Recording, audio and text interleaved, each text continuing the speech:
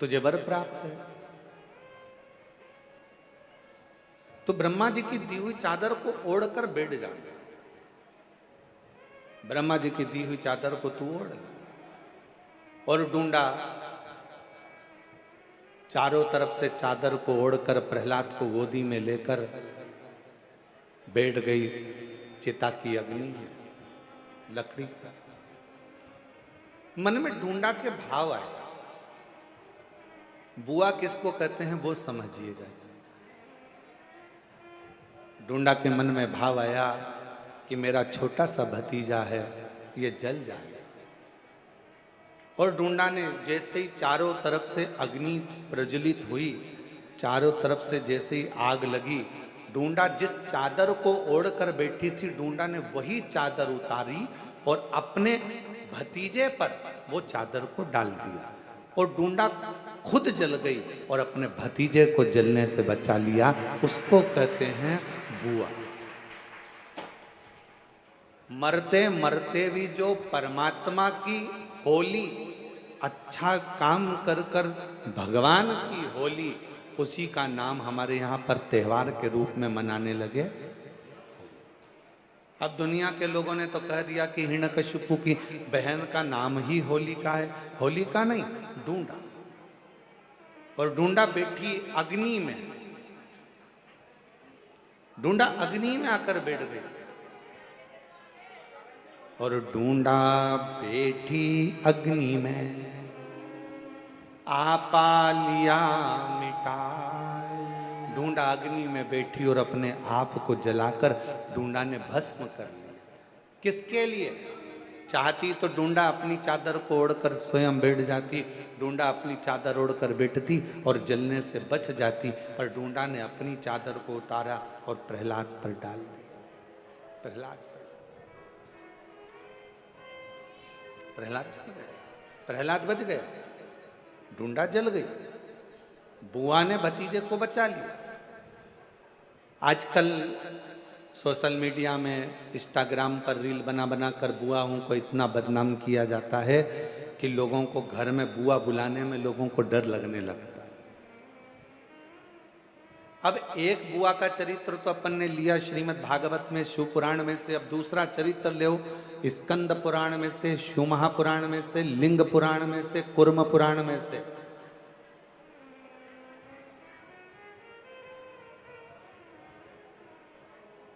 अब दूसरा चरित्र लीजिए।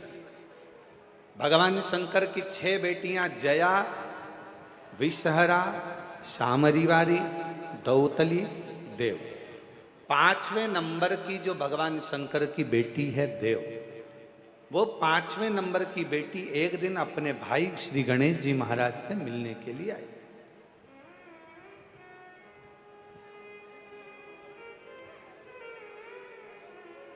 और जब अपने भाई से मिलने के लिए आई तो उन्होंने देखा कि दोनों शुभ और लाभ, ये दोनों विचलित हैं, दोनों स्थिर नहीं हो रहे हैं। दोनों जा रहे आ रहे, फिर आते फिर जाते, फिर आते फिर जाते, थोड़ी देर बैठते फिर चले जाते, दोनों में स्थिरता नहीं बनी।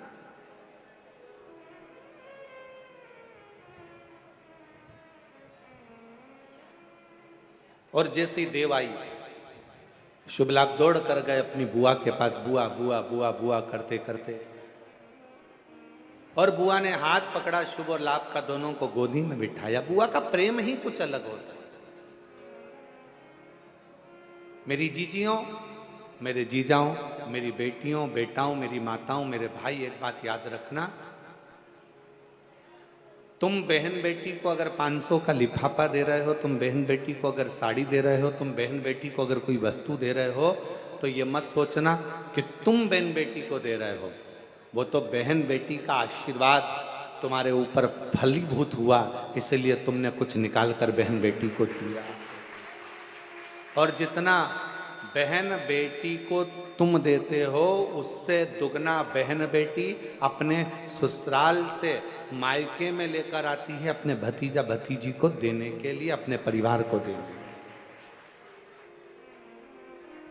तो कोई ये अंदाजा ना लगाए, कोई ये विचार ना करे कि हम बहन बेटी को कुछ दे रहे हैं, हम बहन बेटी को कुछ प्रदान कर रहे हैं। हम कुछ देने की सामर्थ्यता रखते ही नहीं है बहन बेटियों के आगे।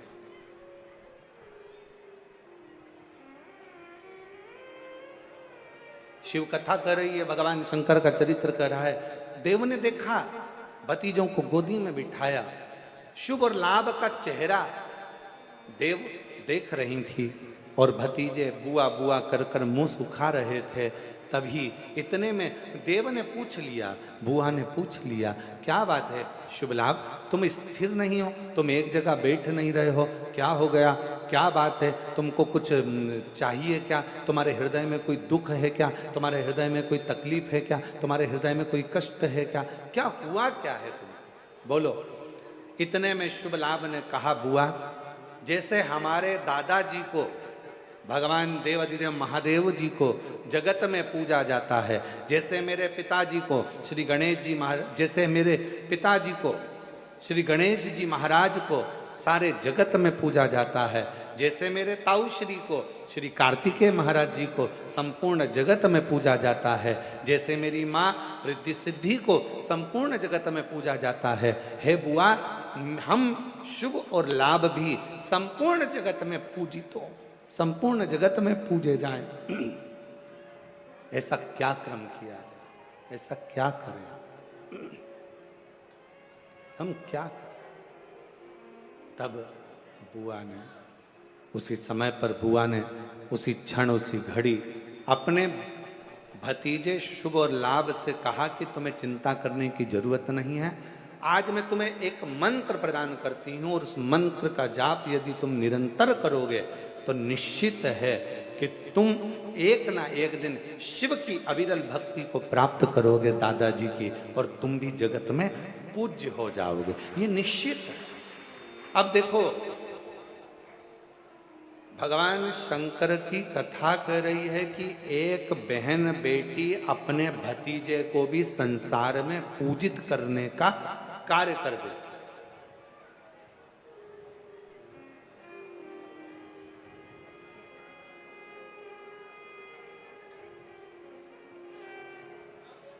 इसलिए हम एक लाइन कहें बेटियों के लिए, बेटियों के लिए एक लाइन हम कहेंगे कि आने से जिसके आए बाहर और जाने से जिसके रोए परिवार।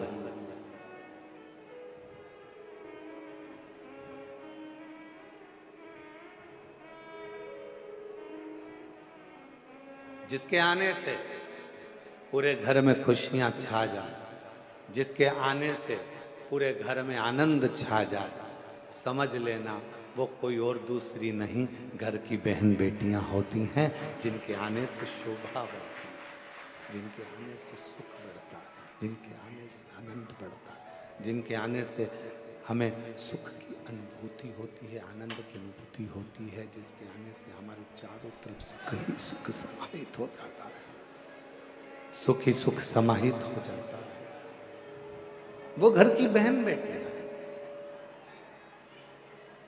भगवान शंकर की 5वें नंबर की पुत्री देव, जिसने शुभ और लाभ को एक मंत्र प्रदान कर दिया, शुभ और लाभ को एक मंत्र दिया, और वो मंत्र कोई दूसरा नहीं है।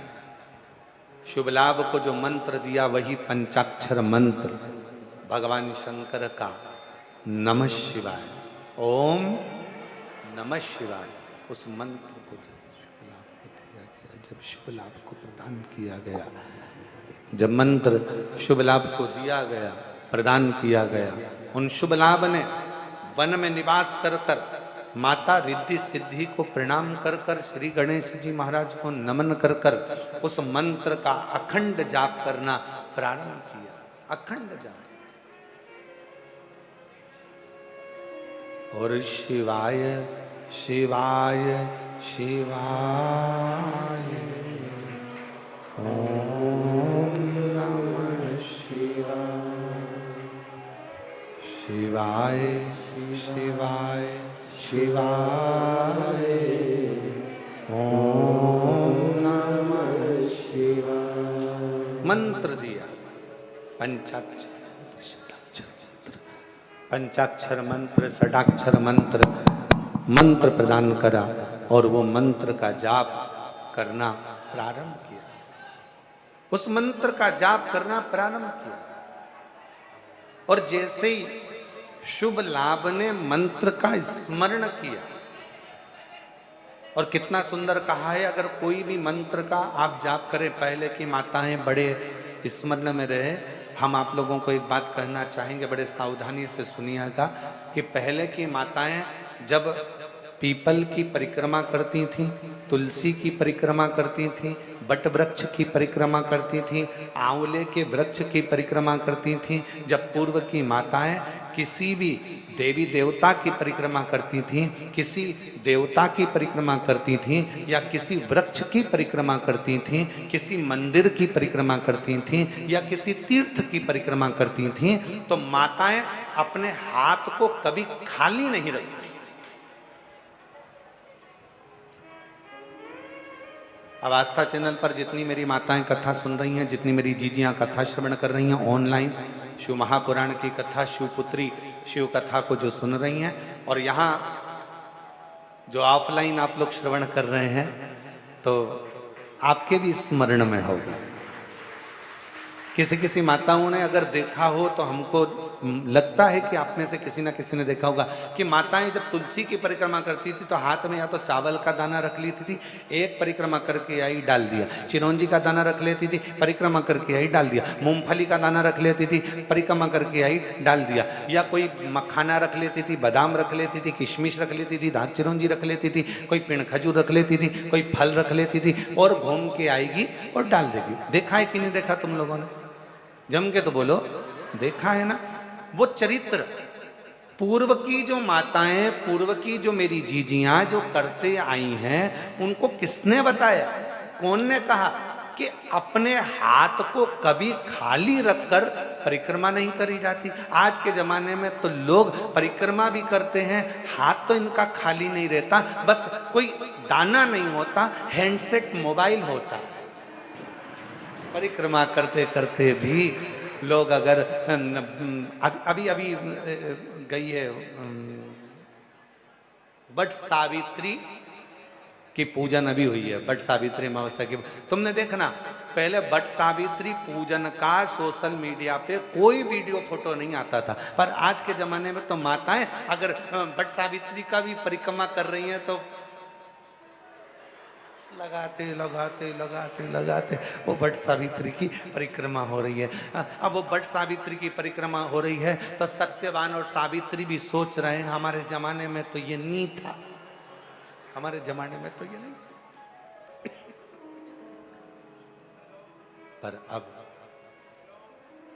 निवेदन है शिव पुराण के माध्यम से, भगवान मिठास डालो, मिठास, रूखापन बहुत ज्यादा है माइक में। शिव पुराण के माध्यम से निवेदन करना चाहूं, शिव महापुराण के माध्यम से कहना चाहूं,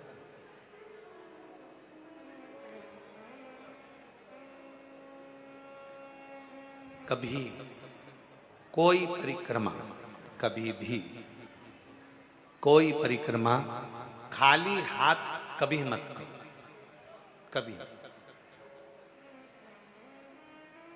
तुलसी जी की परिक्रमा कर रहे हो, हाथ में भले जल का पात्र रख लो। किसी वृक्ष की परिक्रमा कर रहे हो, अपने हाथ में कोई दाना रख लो। कोई परिक्रमा कर रहे हो, अपने हाथ में कोई अगरबत्ती, कोई धूप बत्ती, कोई मालिका रख लीजिए, कोई दीप रख लीजिए, कोई सामग्री रख लीजिए। कोई परिक्रमा खाली हाथ कभी नहीं करना चाहिए। ये कौन ने सिखाया? ये सिखाया स्कंद पुराण ने, ये सिखाया शिव महापुराण ने, ये सिखाया हमें लिंग पुराण ने कि भगवान की परिक्रमा करते समय अपने हाथ को भरा हुआ होना चाहिए। भरती क्या थी माताएं? अपने हाथ में गेहूं का दाना रख लेती थी, घूमती एक दाना चढ़ा देती, फिर घूमती और एक दाना फिर चढ़ा देती, फिर घूमती फिर एक दाना चढ़ा लेती। क्यों? क्योंकि शिव पुराण की कथा कहती है जब जगत की माँ स्वयं अन्नपूर्णा महारानी जब काशी की पंचकोशी परिक्रमा मेरी माँ अन्नपूर्णा करने के लिए जाती थी, अपने हाथ में अन्न का पात्र भर कर लेकर जाती थी और काशी की परिक्रमा करते हुए एक अन्न का भाग जब काशी में छोड़ती थी तो संपूर्ण काशी का और संपूर्ण जगत का भरण पोषण कर देती। संपूर्ण काशी का, संपूर्ण जगत का भरण पोषण मेरी मां कर देती।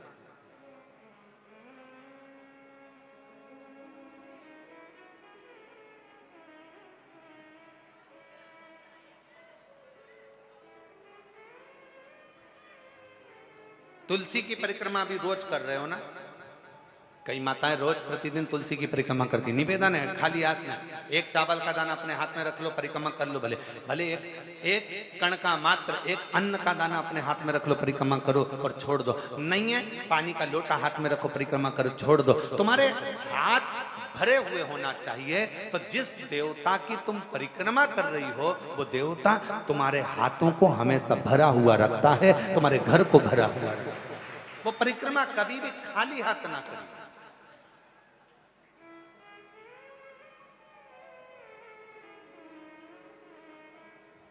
और यदि हाथ में कोई अन्न का दाना नहीं है, कोई सामग्री नहीं है, कोई पदार्थ तुम्हारे हाथ में नहीं है, तो हाथ में तुलसी या रुद्राक्ष की माला रख लो, गौमुखी रख लो और परिक्रमा करते समय वो हाथों से भर कर रख लो।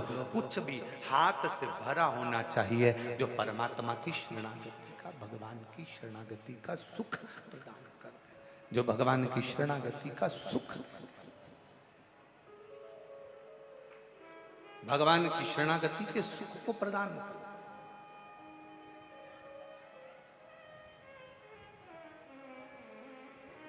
उसका फल मिलता है। शिव की शरणागति में पहुंचो। बुआ ने कहा अपने भतीजों से, मंत्र जपने के लिए जब बैठना, मंत्र जपने के लिए जब बैठना, उस समय पर तुम्हारी चित्त वृत्ति में शिव समाहित हो।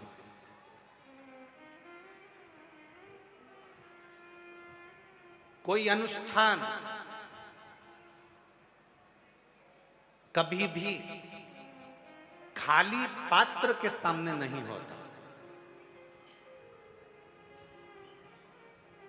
घर में पंडित जी सत्यनारायण की कथा करने आते हैं तो सबसे पहले सत्यनारायण की कथा में सबसे ज्यादा जरूरी क्या है?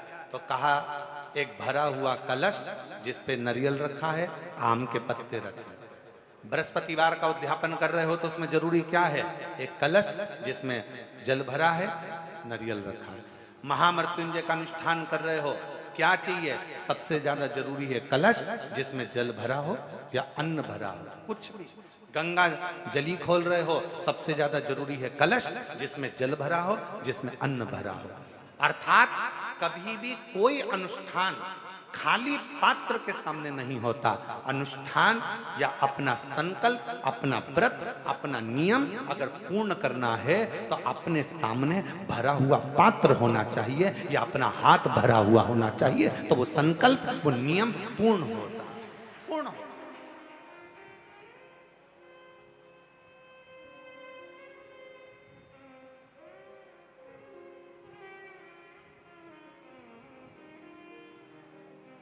आप भरा हुआ पात्र अपने साथ में रखते हो, महामृत्युंजय अनुष्ठान कर रहे हो, भरा हुआ पात्र तुम्हारे सामने। राहु का जाप करवाया, भरा हुआ पात्र तुम्हारे सामने। ब्राह्मण सबसे पहले अगर अनुष्ठान करेगा तो सबसे पहला काम एक ही करेगा कि पात्र को भर कर रखे। खाली पात्र के सामने अगर पंच पात्र भी रख रहा है तो उसको भी भर कर रख रहा है, खाली नहीं रखेगा, उस पात्र में जल भर कर रखेगा। चलो जाने दो और अच्छे से समझ लो। किसी मंदिर में राम जी के मंदिर गए, कृष्ण जी के मंदिर गए, देवी जी के मंदिर गए, देवता जी के मंदिर गए, जिस भी देवी देवता के मंदिर में जाते हो वहां पर मंदिर में भगवान के सामने भी लोटा या कलश या पात्र या पंचपात्र या शंख कुछ भी खाली नहीं रहता है, उसमें कहीं ना कहीं थोड़ा ना थोड़ा उसको जल से भर कर रखा जाता है। क्यों? जितने लोग दर्शन करने आएंगे वो दर्शन करेंगे तो उनके मन का मनोरथ पूर्ण होगा। क्यों कहा गया कि शंकर भगवान के निज निवास के पास तीन चीजों को देखा जाता है?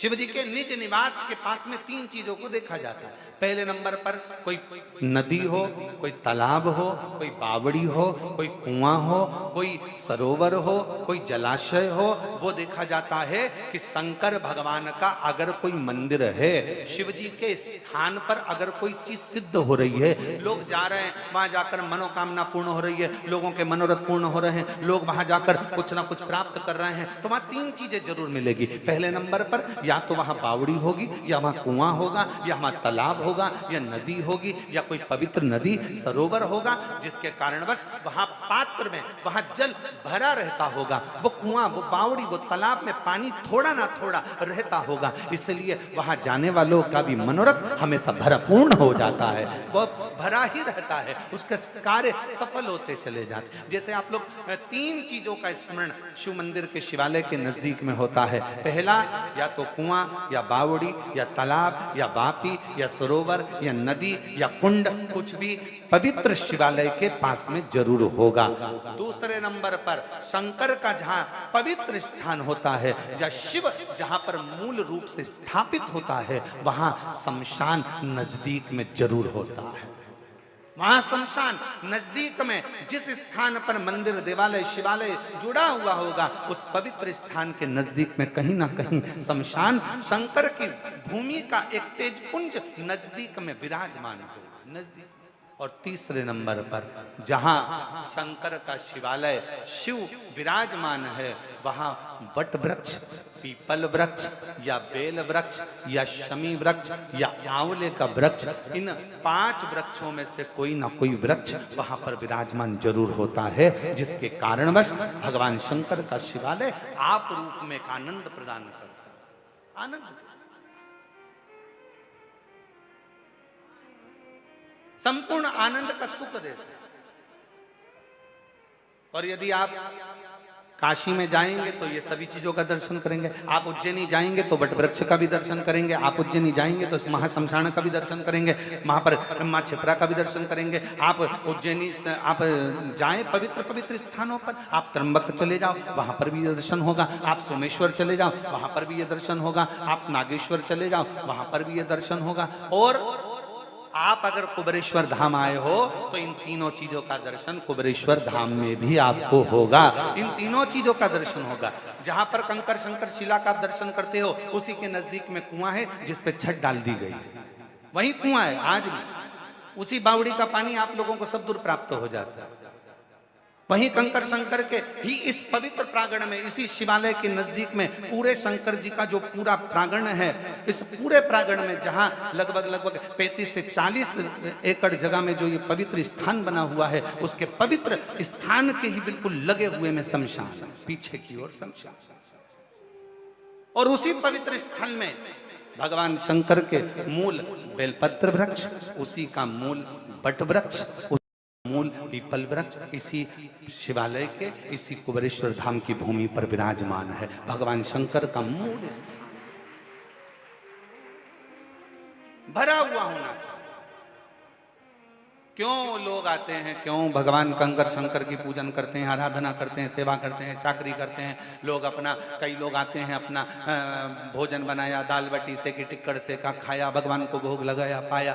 क्यों लोग आस लेकर आते हैं, साहब 10 साल हो गए, साहब 15 साल हो गए, साहब 20 साल हो गए, बाबा कुछ करुणा करो, कुछ। एक पत्र अच्छा है, देखिए, जिस भाव से, जिस भावना से, जिस श्रद्धा से, जिस विश्वास से, जिस दृढ़ता से भगवान शिव के मंदिर शिवालय पहुँचते हो, शंकर से अपने मन का भाव कहने के लिए पहुँचते हो, शंकर उस मन के भाव को पूर्ण जरूर करता है, पूर्ण जरूर करता है।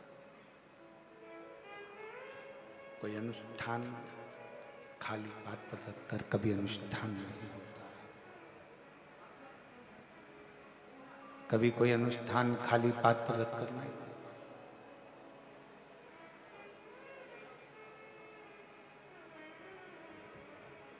आज एक बात सीख कर जाओ,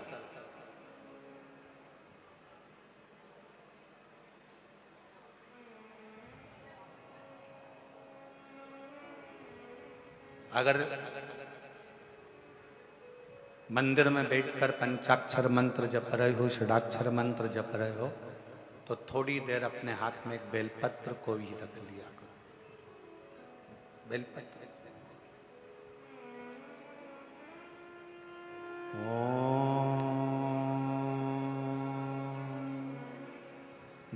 नमः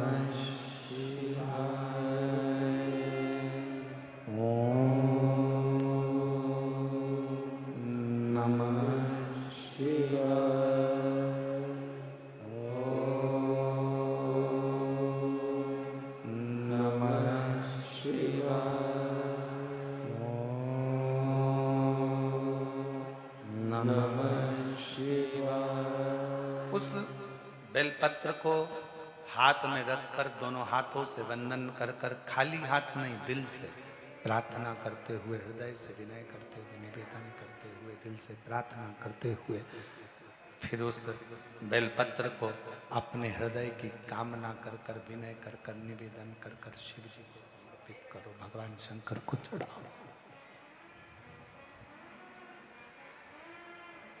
फिर भगवान शिव को वो बेलपत्र समर्पित करो, शंकर जी को वो बेलपत्र चढ़ाओ। कितना कितना खाली नहीं रखना। परिक्रमा कर रहे हो तुलसी जी की, हाथ खाली नहीं रखना। भले माला पकड़ लो, मोबाइल नहीं, मंत्र जाप कर लो। आज के जमाने में लोगों को माला गिनने में इतनी कठिनाई होने लगी कि लोगों ने आजकल माला जपने की भी बटन आ गई महाराज, बस टिक टिक टिक टिक टिक टिक करते रहते हैं, राधे राधे राधे, हरे राम हरे कृष्ण कृष्ण कृष्ण हरे हरे, हरे कृष्ण कृष्ण कृष्ण राम राम राम राम, शिव जी शिव जी शिव जी, और वो टिक टिक टिक टिक टिक करते रहे। कौन सा फायदा उससे? वो मशीन से कोई फायदा होने वाला है तुम्हारे जपने से?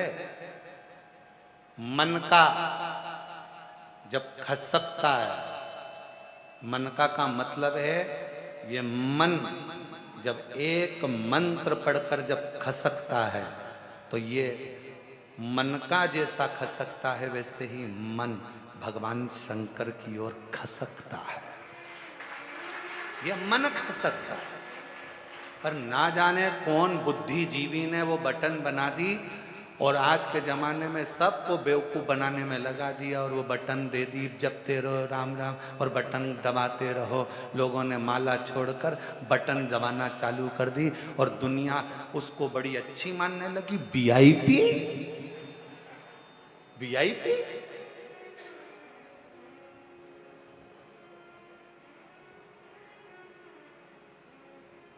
नहीं भाई, माला का एक मन का खसकता है तो मन भी परमात्मा की ओर खसकता है।